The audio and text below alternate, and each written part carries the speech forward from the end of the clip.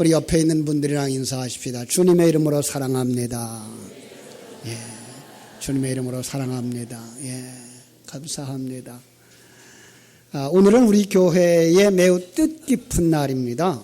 우리 창립 60주년 기념하여서 금년에 안수 집사님을 세워드리자, 우리 권사님들을 세워드리자, 그렇게 당회가 결정하고 바로 투표하는 날입니다.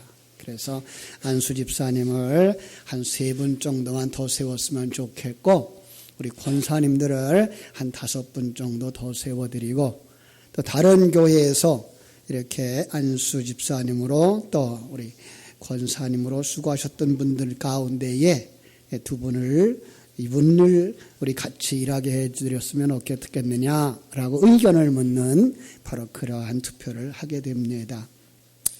어떤 사람은 교회에 재직 세우는 일에 대해서 회의적입니다. 신앙생활 잘 하면 됐지, 재직이 필요하고 집사가 필요하고 장로가 필요한가. 혼자 산다 그러면 직분이 필요하지 않습니다. 그런데 공동체이기 때문에, 교회는 공동체이기 때문에 효율적인 사역을 위해서 직분이 필요한 것입니다. 이런 직분자는 주님의 몸된 교회를 세우는 일꾼들로서 초대교회에서부터 있었던 바로 그러한 인물들이기 때문에 그렇습니다.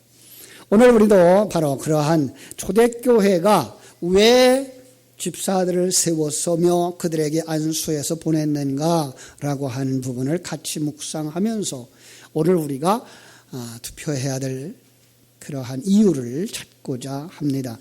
주님의 제자들은 하나님의 부르심을 받은 자들이었죠. 갈릴리 해변에서 물고기 잡이하던 베드로와 안드레에게 어느 날 찾아오신 주님이 이렇게 말합니다. 나를 따라오너라. 내가 너희로 사람을 낚는 어부가 되게 하리라. 이 부르심에 빨려 들어가듯이 제자들이 주님을 쫓아갑니다. 근데 이러한 일은 예수님의 12제자를 부를 때만 있었던 건 아닙니다. 아브라함의 때도 그랬습니다.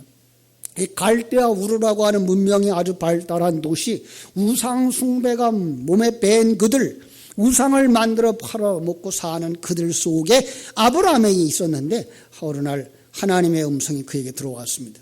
아브라함아, 너는 본토 친척 아비 집을 떠나 내가 내게 지시할 땅으로 가라. 내가 너로 큰 민족을 이루고 내 이름을 창대하게 할게. 너는 복이 될 거야. 복의 근원이 될 거야. 그는 아버지 집을 떠납니다. 일터를 버리고 그리고 짐을 싸서 갈 바를 알지 못하지만 하나님의 인도하심을 따라서 신앙의 길을 떠납니다. 이렇듯이 믿음의 조상이 갔던 길, 예수님의 제자들이 갔던 길처럼 모든 하나님의 백성들은 하나님의 부르심을 받는 데서부터 시작된다는 것을 우리는 알게 됩니다. 여러분도 누군가를 통해서 부르셨지만 하나님의 부르심을 받았기 때문에 주님 앞에 나온 사람들인 줄로 믿습니다. 그래서 우리는 이런 찬송을 부르죠. 부름받아 나선 이 몸. 그 다음에 뭐라 그래야 돼요? 어디든지 가오리다. 예. 우린 다 주님의 부름을 받아서 나온 사람들 믿습니까? 한 사람도 그냥 나온 사람들이 아니고 하나님의 부르심을 받은 사람들이라고 하는 겁니다. 그런데 막상 길을 떠나고 나니까 그 길이 고난의 길이었습니다. 그 길이 십자가의 길이었습니다. 그 길은 생명길인데 불구하고 고난이었습니다. 그리고 그 길은 단편적으로 위해서 세례의 길이었습니다. 출애굽한 이스라엘 백성들이 겪은 이야기를 하죠.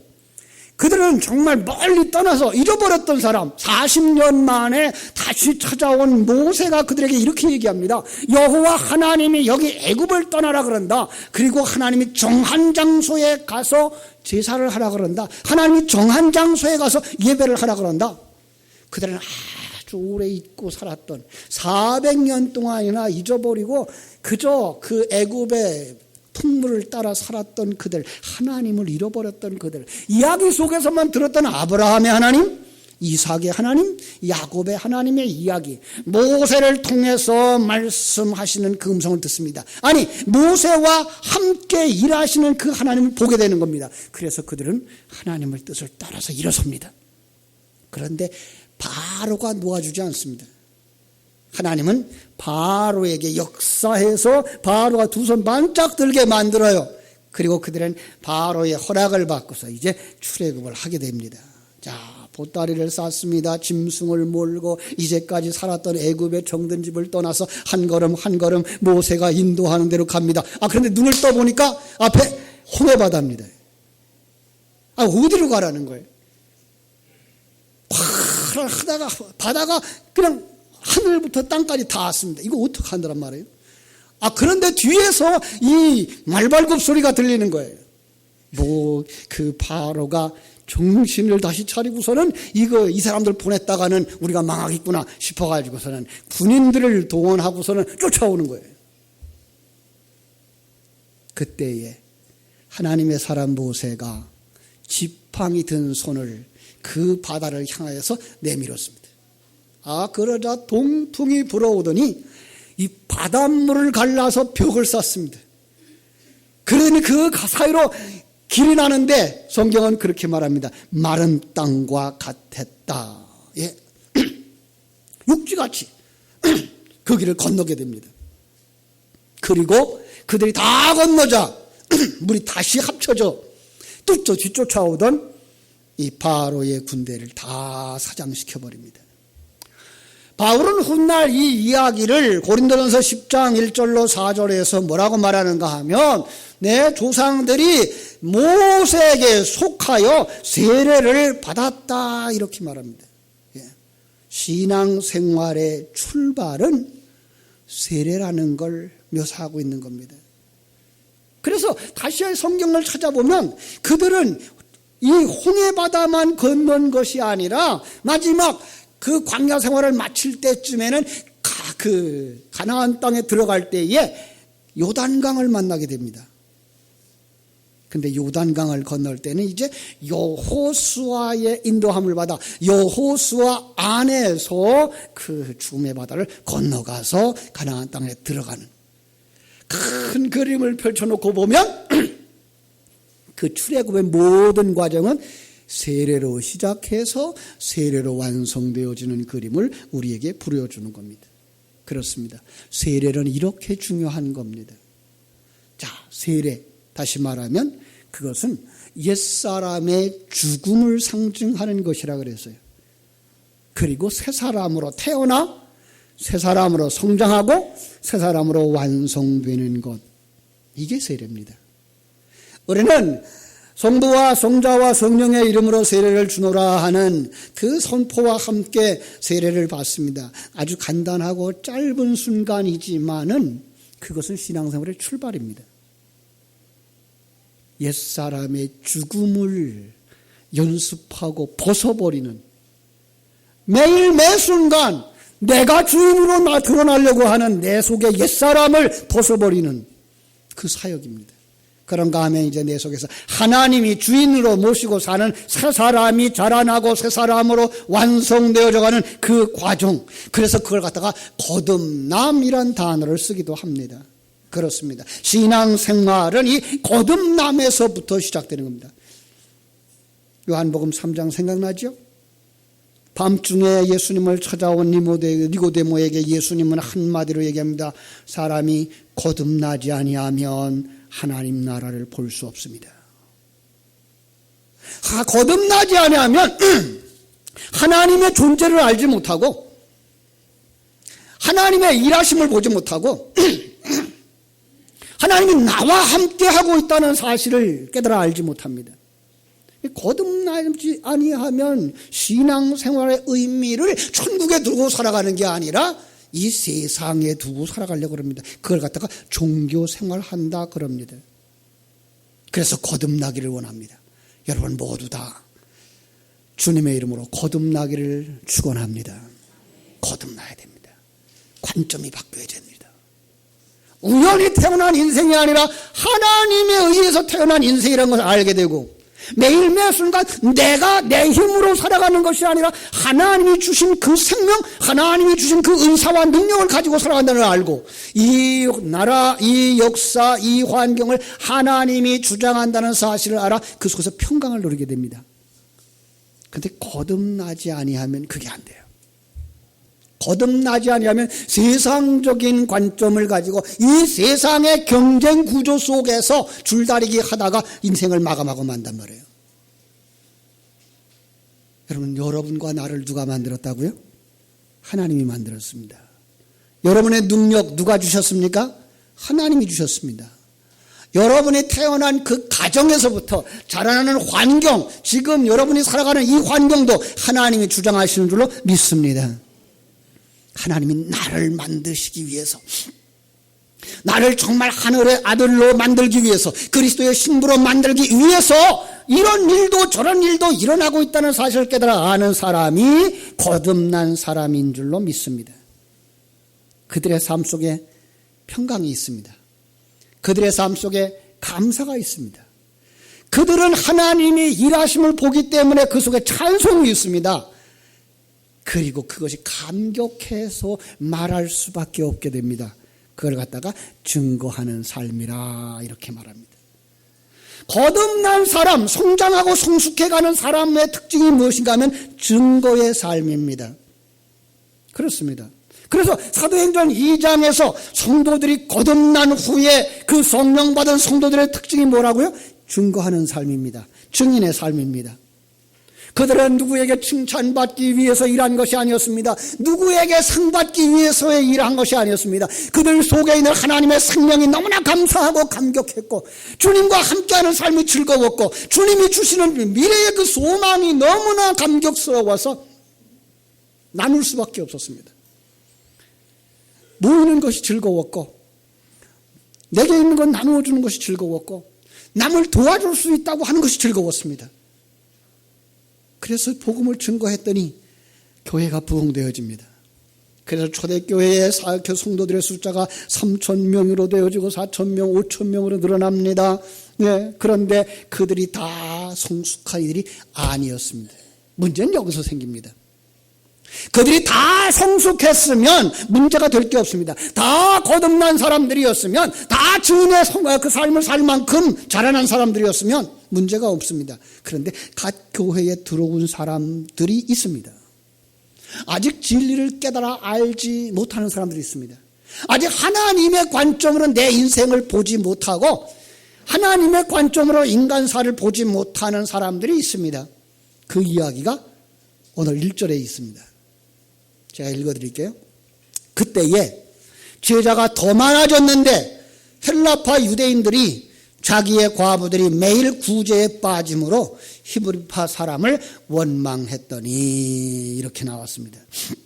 어떤 상황일까요?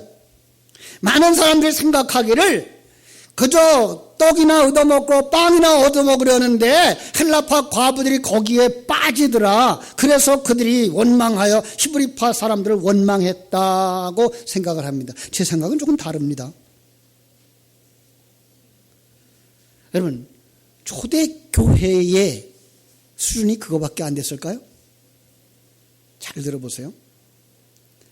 지금 그들은 전도하는 일과 선을 행하는 일, 심지어 주님의 이름으로 능력을 받는 것까지도 기뻐할 만한 사람입니다. 그래서 교회 안에는 어떤 바람이 불었는가 하면 봉사하는 사람들이 많아졌습니다. 예. 이 일도 같이 하려고 하고 저 일도 같이 하려고 하고 복음 전하는 일을 같이 하려고 하는데 그 중에 아직 생명이 거듭나지 못한 사람이 있었던 거예요. 여러분, 우리가 과부라는 이름을 다시 생각해 보자고요. 고아라고 하는 이름을 다시 생각해 보자고요. 세상 사람들이 보는 그런 과부 말고 성경이 과부라는 그 글자에 담아주는 의미가 뭐라고요? 남편을 만나지 못한 여자. 예. 남편이신 예수 그리스도가 없는 사람이에요. 고아는 누구라고요? 아버지이신 하나님을 만나지 못한 사람. 여기 그 사람 때문에 지금 문제가 일어나는 겁니다. 아직 성장하지 못했는데, 아직 성숙하지 못했는데 그들이 일하는 자리에 나가겠다는 겁니다. 그들이 말씀 전하는 자리에 나가겠다는 겁니다. 그들이 교육하는 자리에 나가겠다는 겁니다. 그들이 뭘 가르치겠어요? 내 속에 예수 생명이 없는데, 내 속에 예수 그리스도가 없는데, 그래서 막는 겁니다. 그래서 안 시킨 겁니다. 이 사람 어떻게 하면 크게 할까? 그래서 2절 12사도가 모였습니다. 12사도가 모든 제자를 불러 이르되 우리가 하나님의 말씀을 제쳐놓고 접대를 일삼는 것이 마땅하지 아니하니 형제들아 너희 가운데 성령과 지혜가 충만하여 칭찬 듣는 사람 7을 택하라. 우리가 이 일을 그들에게 맡기고 우리는 오로지 기도하는 일과 말씀 사역에 힘쓰리라. 이렇게 말합니다. 자, 거기서 이 과부들에게 신랑을 소개해 줄 사람, 고아들에게 아버지를 소개해 줄 사람, 그들을 찾는 겁니다. 여러분, 그냥 양식이나 나눠주고 노인들 가방이나 들어줄 만한 그런 봉사하는 일이라면 성령 충만하지 않아도 할 수 있어요. 아니, 하나님의 생명이 없는 불신자라도 그런 일을 할 수 있어요. 그런데 왜 하필이면 성령이 충만한 사람, 믿음이 충만한 사람, 지혜로운 사람을 택하느냐? 바로 여기에 포인트가 있는 거예요. 자, 그래서 거기서 선출된 사람들은 어떤 사람이에요? 성령과 지혜가 충만하여 칭찬받는 사람을 택하라. 5절에 보니까 믿음과 성령이 충만한 사람을 그들이 택하였더라. 그렇습니다. 교회 안에서 더 나은 신앙의 사람, 즉 고아에게 신랑을 소개해주고 고아에게 아버지를 소개하여 줄 그 사역자를 찾았던 겁니다. 여러분, 초대교회의 믿음과 성령에 충만하여 하나님과 사람들에게 칭찬 듣는 7 집사는 가난한 사람들에게 쌀이나 포다 주고 연세 많은 어른들 일이나 도와주고 가방이나 들어주는 그런 일을 하는 사람이 아니라 정말로 하나님의 말씀에 충만되어진 진리를 가진 사람들, 그들에게 생명을 줄 수 있는 사람들이었다는 사실입니다. 그래서 거기서 선출되어진 사람이 스데반과 빌립과 브로고르, 니가노르, 디몬, 바메나, 니골라 7사람. 여러분 6장 8절을 좀 한번 보세요. 거기 누가 나오죠? 6장 8절. 스데반이 은혜와 권능에 충만하여 큰 기사와 표적을 민간에 행합니다. 안수를 하여서 세움을 받자 은혜와 성령이 충만하여 큰 기사와 표적을 행합니다. 이 어떤 기사와 표적입니까? 무엇으로 그것이 가능하게 했습니까? 우리는 그 앞에 있는 사도행전 3장에서 봤습니다. 베드로와 요한이 성전으로 올라가다가 성전 민문에 앉아있는 거듭나지 못한 사람, 영적인 안전뱅이에게 은과 금이 아니라 내게 있는 나사렛 예수의 이름으로 명하노니 일어나 걸으라라고 오른손을 잡아 일으켜 줌으로 말미암아서 기적을 베풀었던 그것과 동일한 역사가 스데반을 통해서 일어나는 겁니다. 야, 그랬더니 9절 어떤 상황이 벌어지죠? 이른바 자유민들 즉 구레네 사람, 알렉산드리아 사람, 길리기아 사람, 아시아에서 온 사람들이 스데반과 더불어서 논쟁을 하기 시작합니다. 진리의 모습을 가지고 싸우기 시작하는 겁니다. 그렇습니다. 지혜와 성령으로 스데반이 말하니까 그들이 감당하지를 못하더라는 거예요. 오히려 사람들을 매수해가지고 와서 이제 스데반을 잡아다가 대제사장 앞에 세웁니다.